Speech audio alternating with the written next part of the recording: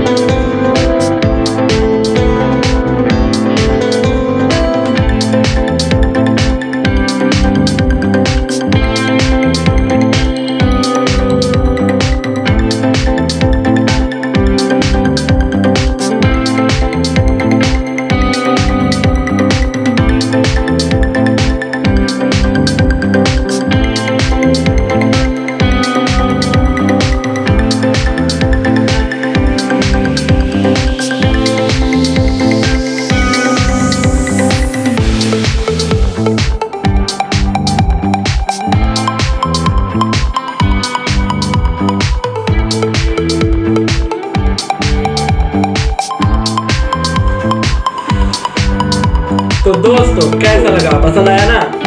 उससे भी पसंद आएगा जरूर। चलिए आइए उसे सरप्राइज करते हैं।